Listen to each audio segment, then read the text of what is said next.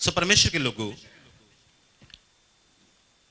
आज हम पवित्र आत्मा के बारे कुछ सीखना चाहते हैं और आज मैं आपको पवित्र आत्मा पाने के दो मुख्य तरीके बताना चाह रहा हूं। पवित्र आत्मा कैसे पाएं, दो मुख्य तरीके आपको मैं बताना चाहता हूं। पवित्र आत्मा पाने के दो मुख्य तरीके, कैसे पवित्र आत्मा को हम लोग पाते हैं, कैसे पवित्र आत्मा को पा सकते हैं अगर आपको अभी तक पवित्र आत्मा नहीं मिला तो। पहली बात,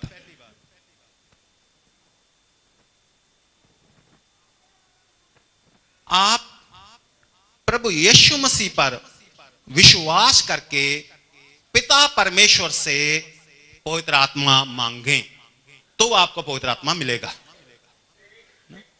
पहली बात, प्रभु यीशु मसीह पर विश्वास करके आप पिता परमेश्वर से पवित्र आत्मा मांगे तो आपको पवित्र आत्मा मिलेगा।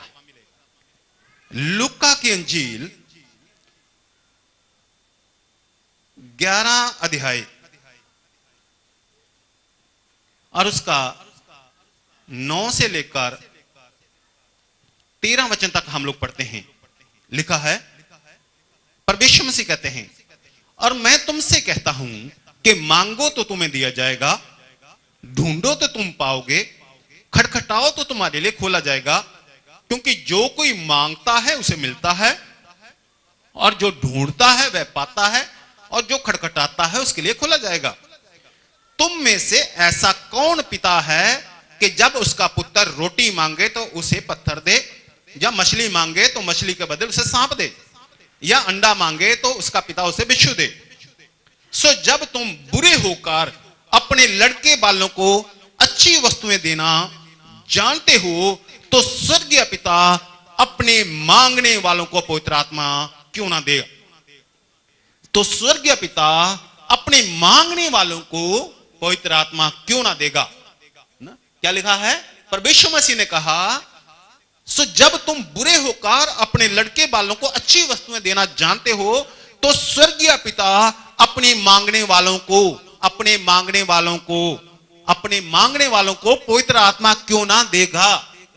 सो जब आप पिता परमेश्वर से पवित्र आत्मा को मांगेंगे तो परमेश्वर आपको पवित्र आत्मा देंगे। जब आप पवित्र आत्मा मांगेंगे, प्रार्थना में कहेंगे कि हे पिता परमेश्वर मुझे पवित्र आत्मा चाहिए, मुझे पवित्र आत्मा चाहिए, तो परमेश्वर आपको पवित्र आत्मा को आप बीच में उंडेल देंगे। अब दूसरी बात, दूसरा तरीका, प्रभु के दासों के हाथ रखने के द्वारा जब वो पवित्र आत्मा के लिए प्रार्थना करते हैं, यानी कि जब परमेश्वर के दास लोग सिर पर हाथ रखकर प्रार्थना करते हैं कि हे पिता इन्हें पवित्र आत्मा उंडेल दीजिए, तो पवित्र आत्मा उन्हें मिल जाता है। हालेलुया। प्रेरितों के काम 8 अध्याय 15, 16 और 17 वचन में लिखा है, और उन्होंने जाकर, किन्होंने? परमेश्वर के दासों ने, उन्होंने जाकर उनके लिए प्रार्थना की कि पवित्र आत्मा पाएं। उन्होंने जाकर प्रार्थना की, परमेश्वर के दासों ने जाकर प्रार्थना की कि वो लोग पवित्र आत्मा पाएं, क्योंकि वह अब तक उनमें से किसी पर ना उतरा था। उन्होंने तो केवल प्रभु यीशु में के नाम में बपतिस्मा लिया था, तब उन्होंने उन पर हाथ रखे और उन्होंने पवित्र आत्मा पाया। यानी कि परमेश्वर के दास लोग, पास्टर लोग जो आपके पास रहे, जब आप पर हाथ रखेंगे और प्रार्थना करेंगे कि हे परमेश्वर पिता पवित्र आत्मा इन पर उंडेल दीजिए, तो आपको पवित्र आत्मा मिलेगा। फिर जब प्रेरितों के काम 19 अध्याय उसका 2 वचन और 6 वचन जब हम लोग पढ़ते हैं, लिखा है, उन्होंने उससे कहा, हमने तो पवित्र आत्मा की चर्चा भी नहीं सुनी। जब पौलुस ने उस पर हाथ रखे तो पवित्र आत्मा उन पर उतरा। जब परमेश्वर के दास ने उन पर हाथ रखे तो पवित्र आत्मा उन पर उतरा। जब परमेश्वर के दास ने उन पर हाथ रखे तो पवित्र आत्मा उन पर उतरा और वे भिन्न भिन्न भाषा बोलने लगे और भविष्यवाणी करने लगे। सो परमेश्वर के लोगों, दो मुख्य कारणों में से एक मुख्य कारण यह है, मुख्य तरीका है आप कैसे पवित्र आत्मा को पा सकते हैं। जब आप पिता से प्रार्थना के द्वारा मांगते हैं, क्योंकि परमेश्वर ने कहा मांगने वालों को स्वर्गीय पिता पवित्र आत्मा क्यों ना देगा। और दूसरा हम देखते हैं कि परमेश्वर के दास लोग, पवित्र आत्मा पाए हुए परमेश्वर के दास लोग जब हाथ रखा और प्रार्थना की कि पिता इन्हें पवित्र आत्मा का अभिषेक कीजिए, तो वो पवित्र आत्मा से भर गए। मैं आपको बताता हूं एक दिन क्या हुआ। एक दिन मैं किसी के घर पर गए हुए थे हम लोग, और एक सोफे के ऊपर हम लोग बैठे थे। एक कोने पर मैं बैठा था और एक ही सोफे पर हमारे एक पास्टर थे, पास्टर मक्खन सिंह, वो बैठे हुए थे। तो हालांकि मैं थोड़े समय के लिए वहां पर गया था और अभी हम गए थे और वो चाय वगैरह कुछ देने लगे जब, तो उसने मेरे से पूछा, पास्टर ने, कि कहता है कि आप लोग जब किसी के सिर पर हाथ रखते हो वो लोग पवित्र आत्मा से भर जाते हैं, वो लोग अभिषेक से भर जाते हैं, इतनी सामर्थ से भर जाते हैं। कई बार सामर्थ से भरकर उन्हें कंट्रोल नहीं होता और कई बार पीछे की ओर गिर भी जाते हैं। तो ये वरदान मुझे भी चाहिए, तो इसके लिए मैं क्या करूं, कैसे मुझे भी मिलेगा। भी मैंने देखा, पास्टर बेनी हिन को देखा, और वो जब पास्टर बेनी हिन या कई और पास्टर भी हैं, वो उनके द्वारा अभिषेक आ जाता है। तो ऐसे मेरी चर्च में भी ऐसा मैं हाथ रखूं और अभिषेक से भर जाए, मैं क्या करूं। तो मैंने कहा अभी मैं आपके लिए क्या करता हूं, सिर पर हाथ रख के मैं आपके लिए प्रार्थना करता हूं, और उस समय के बाद आप में अभिषेक आएगा। आप जिस पर हाथ रखेंगे वो लोग भी पवित्र आत्मा से भरने शुरू हो जाएंगे। उन्होंने कहा अभी ऐसे ही, मतलब यहां बैठे बैठे ऐसे भी, जहां कुछ अलग से। मैंने कहा नहीं, अभी बैठो। वहां बैठे थे हम लोग, चाय पी रहे थे। तो उसी समय मैंने प्रभु परमेश्वर के नाम से उसके सिर पर हाथ रखकर प्रार्थना की, एक आधा मिनट की, 1.5 मिनट की प्रार्थना। और उसके बाद उन्होंने मुझे बताया कि उस एतवार के दिन से, जब उन पहला एतवार प्रार्थना के बाद आया, इतना अभिषेक हुआ, जिसके भी हाथ रखते थे सिर पे वो पवित्र आत्मा से भर जाते थे, सामर्थ से भर जाते थे। तो एक तो आप जब पिता से मांगते हैं, परमेश्वर से कहते हैं, मैं नहीं कह रहा, मुझे मालूम है कि ऐसा होता है, मैंने भी प्रभु के वचन से सीखा। परमेश्वर से कहते हैं स्वर्गीय पिता अपने मांगने वालों को पवित्र आत्मा क्यों ना देगा। और दूसरी बात हम लोग सीखते हैं प्रेरितों के काम में कि जब परमेश्वर के दास लोगों ने हाथ रखा तो वो पवित्र आत्मा से भर गए। हालेलुया। आज हम सब प्रार्थना करने वाले हैं आप लोगों के लिए, आप लोगों के लिए भी हम लोग प्रार्थना करने वाले हैं। आज सबके लिए हम लोग प्रार्थना करने वाले हैं कि आप पवित्र आत्मा से भर जाएं, आप प्रभु की सामर्थ से भर जाएं, आप पवित्र आत्मा से भरें, उसके वरदानों से भरें। मैं आपको थोड़ा सा बताऊं कि प्रभु यीशु मसीह ने प्रतिज्ञा की थी, प्रभु यीशु मसीह ने वादा किया था, प्रतिज्ञा की थी पवित्र आत्मा के बारे में। प्रभु यीशु मसीह कहते हैं मैं पिता से विनती करूंगा और वह तुम्हें एक और सहायक देगा कि वह सर्वदा तुम्हारे साथ रहे, अर्थात सत्य का आत्मा, जिसे संसार ग्रहण नहीं कर सकता क्योंकि वह ना उसे देखता है ना उसे जानता है। तुम उसे जानते हो क्योंकि वह तुम्हारे साथ रहता है और वह तुम में होगा। प्रभु ने यह वादा किया था, प्रतिज्ञा थी। और यूहन्ना 16 अध्याय 7 और 8 वचन में, तो भी मैं तुमसे सच कहता हूं, परमेश्वर से कहते हैं कि मेरा जाना तुम्हारे लिए अच्छा है, क्योंकि यदि मैं ना जाऊं तो वह सहायक तुम्हारे पास ना आएगा, परंतु यदि मैं जाऊंगा तो उसे तुम्हारे पास भेज दूंगा और वह आकर संसार को पाप और धार्मिकता और न्याय के विषय में निरुत्तर करेगा। परमेश्वर का यह वादा है। और फिर यूहन्ना 16 अध्याय 13 और 14 वचन, परंतु जब वह अर्थात सत्य का आत्मा आएगा तो तुम्हें सब सत्य का मार्ग बताएगा, क्योंकि वह अपनी ओर से ना कहेगा परंतु जो कुछ सुनेगा वही कहेगा, और आने वाली बातें तुम्हें बताएगा। वह मेरी महिमा करेगा क्योंकि वह मेरी बातों में से लेकर तुम्हें बताएगा। सो ये जो थे प्रभु का वादा था, प्रभु की प्रतिज्ञा थी प्रभु की।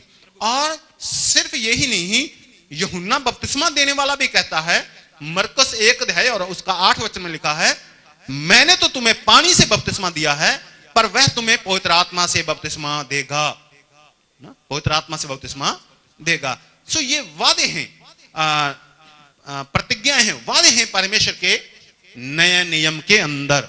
नया नियम के अंदर प्रभु परमेश्वर के वादे हैं। उन बातों के बाद मैं सब प्राणियों पर अपना आत्मा ढेलूंगा, तुम्हारे बेटे बेटियां भविष्यवाणी करेंगी, और तुम्हारे पुरनिये स्वप्न देखेंगे, और तुम्हारे जवान दर्शन देखेंगे, तुम्हारे दास और तुम्हारी दासियों पर भी मैं उन दिनों में अपना आत्मा उंडेलूंगा। हालेलुया। सो ये पुराना नियम में भी और नए नियम में भी परमेश्वर का वादा था, प्रतिज्ञा थी कि मैं उंडेलूंगा पवित्र आत्मा को। और प्रभु यीशु मसीह जब स्वर्ग उठाए जा रहे थे, तो प्रभु यीशु मसीह ने भी यह कहा था, प्रेरितों के काम 1 अध्याय 8 वचन में कहा था, जब पवित्र आत्मा तुम पर आएगा तब तुम सामर्थ पाओगे। जब पवित्र आत्मा तुम पर आएगा तब तुम सामर्थ पाओगे, प्रभु यीशु ने कहा था। और ये सब जो प्रतिज्ञाएं थी परमेश्वर की, वो पूरी होती हैं आकर प्रेरितों के काम 2 अध्याय 1 से लेकर 4 वचन तक जब हम लोग पढ़ते हैं, प्रतिज्ञाएं वहां पूरी होती हैं। लिखा है, जब पेंतिकुस्त का दिन आया तो वे सब एक जगह इकट्ठे थे। पेंतिकुस्त का मतलब 50वां दिन। और एकाएक आकाश से बड़ी आंधी की सी सनसनाहट का शब्द हुआ, और उससे सारा घर जहां वे बैठे थे गूंज गया, और उन्हें आग की सी जीभें फटती हुई दिखाई दी, और उनमें से हर एक पर 8 ठहरी, और वे सब पवित्र आत्मा से भर गए। वे सब पवित्र आत्मा से भर गए। वे सब पवित्र आत्मा से भर गए। और जिस प्रकार आत्मा ने उन्हें बोलने की सामर्थ दी, वे अन्य भाषा बोलने लगे।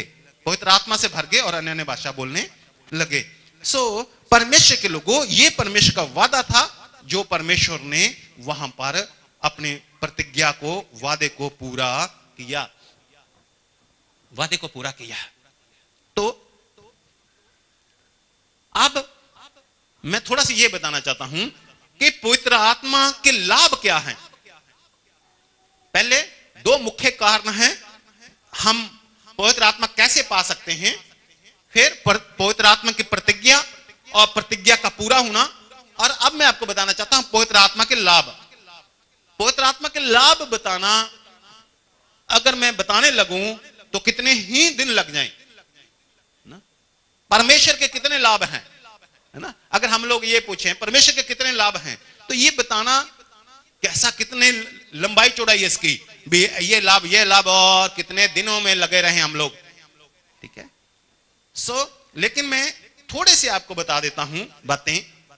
1 कुरिन्थियों 12 अध्याय 8 से लेकर 11 वचन तक पवित्र आत्मा के 9 वरदान वहां लिखे हुए हैं। 9 वरदान। पहला, बुद्धि की बातें, ज्ञान की बातें, विश्वास, चंगा करने का वरदान, सामर्थ्य के काम करने की शक्ति, भविष्यवाणी का वरदान, आत्माओं की परख, अनेक प्रकार की भाषा, और अनेक प्रकार की भाषा यानी कि अन्य भाषा, और किसी को भाषाओं का अर्थ। और प्रभु यीशु ने समय कहा, लाभ क्या है, जब तुम पवित्र आत्मा पाओगे तो तुम सामर्थ्य पाओगे। अब कई बार 9 वरदानों में से एक वरदान है अन्य भाषा बोलना।